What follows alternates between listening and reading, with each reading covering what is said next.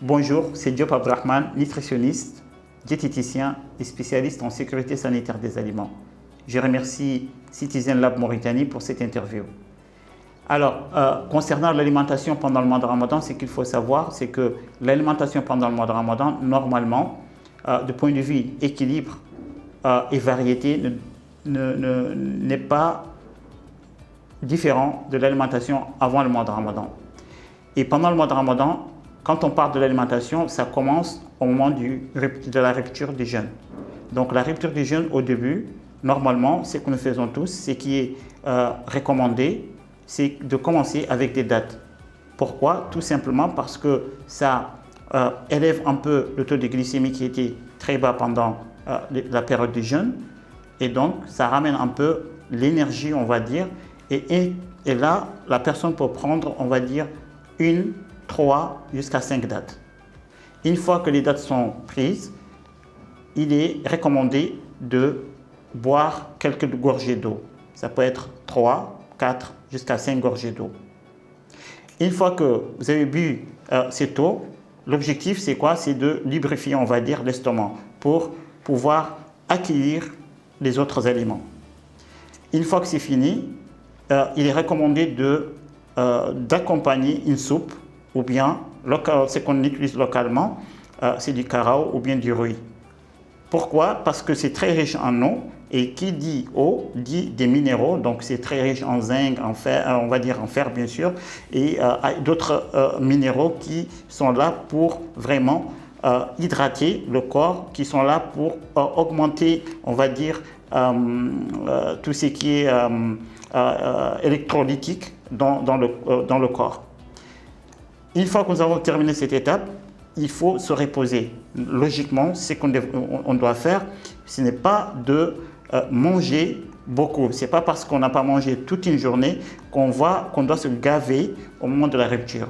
Donc là, il faudra laisser l'estomac se reposer un peu et 30 à 40 minutes après, là, on peut prendre notre plat principal.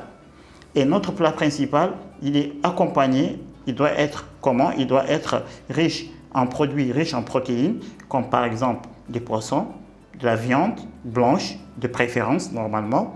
Et bien sûr, si c'est de la viande rouge aussi, c'est possible. Mais ce qu'il faut savoir, c'est qu'on ne doit pas dépasser 500 grammes par personne, par semaine de la viande rouge. Donc ça peut être aussi des œufs, ça peut être aussi, comme je viens de dire, du poisson, des différents fruits de mer. On peut l'intégrer dans notre alimentation ou bien notre plat principal. Alors, il peut être accompagné, ou bien il doit être accompagné par des légumes, des crudités. Donc carottes, ça peut être du betterave, des laitues, donc un ensemble de légumes, voilà, qui va accompagner cette source de protéines. Et là, on peut mettre un peu de carbohydrates, donc ça peut être, on va dire, un peu de pommes de terre, donc ça peut être accompagné par ça, mais quand même, ça ne doit pas être une grande partie de notre plat principal.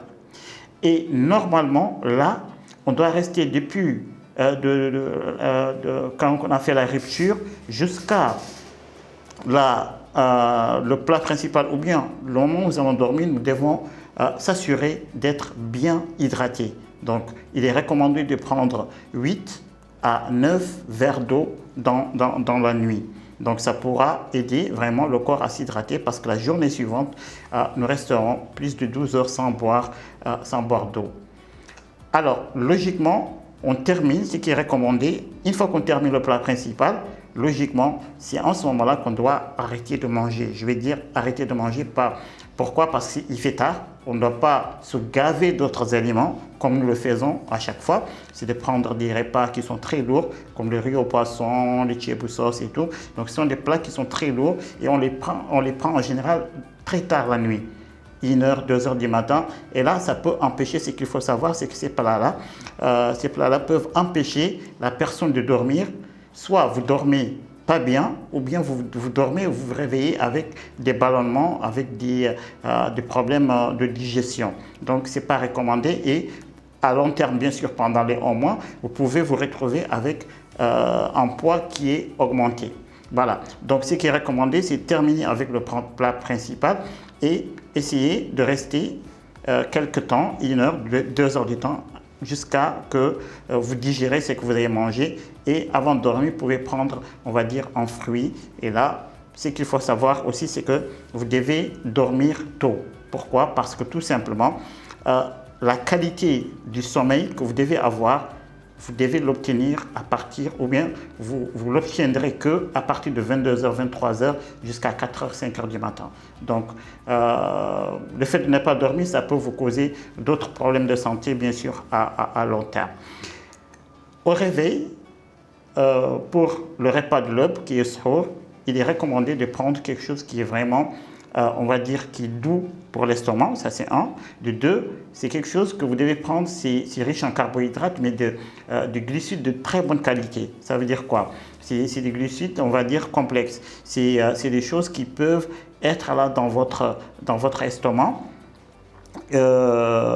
qui vous fournit de l'énergie durant c'est-à-dire toute la journée.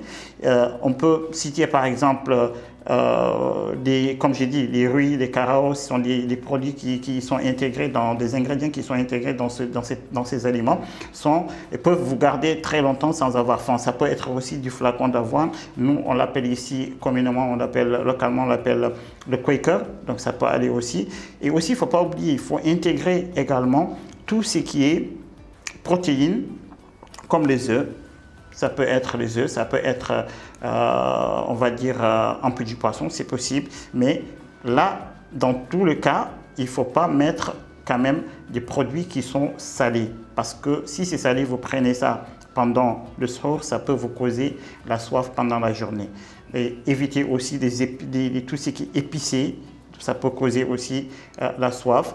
Et bien sûr, tout ce qui était café, c'est à éviter, ou bien c'est à limiter carrément, parce que ça peut causer aussi le problème de soif.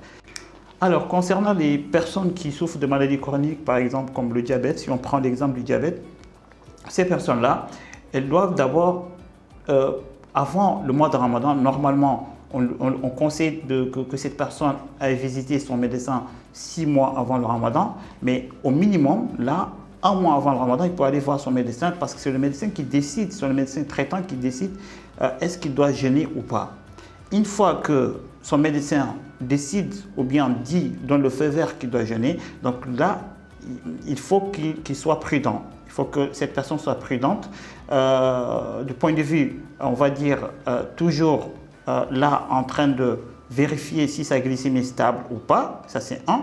De deux, les médicaments que cette personne prenait doivent être réajustés, parce que pendant le jeûne, elle ne peut pas prendre certains médicaments. Donc, son alimentation aussi doit être surveillée. Donc, pour surveiller son alimentation, c'est la même chose que l'alimentation d'un jeûneur normal, sauf qu'il y a certains produits, on va dire, comme des dattes par exemple, ou bien d'autres produits carbohydrates qui sont très riches en sucre, sont à éviter carrément, mais la personne doit manger de manière très équilibrée, comme avant le Ramadan. Donc, des produits riches en protéines, des produits riches, on va dire, en glucides complexes, et aussi des légumes, bien entendu, sans oublier les fruits, et bien s'hydrater aussi. Et faire d'activité physique pendant le mois de Ramadan, donc la nuit.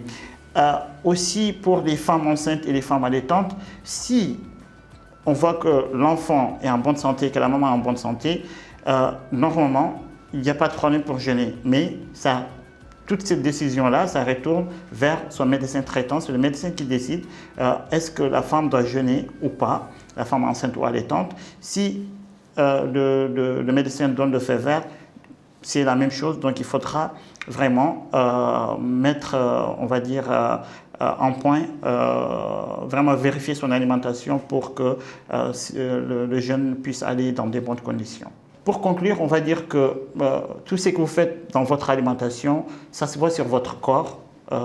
Si votre alimentation elle est bonne, mauvaise ou de manière optimale, ça se voit sur votre corps. Donc l'alimentation, c'est la base. Il faudra prendre bien soin de son alimentation et bien dormir, faire d'activité physique comme il faut. Et merci à vous et merci à Citizen Lab Mauritanie pour cette interview.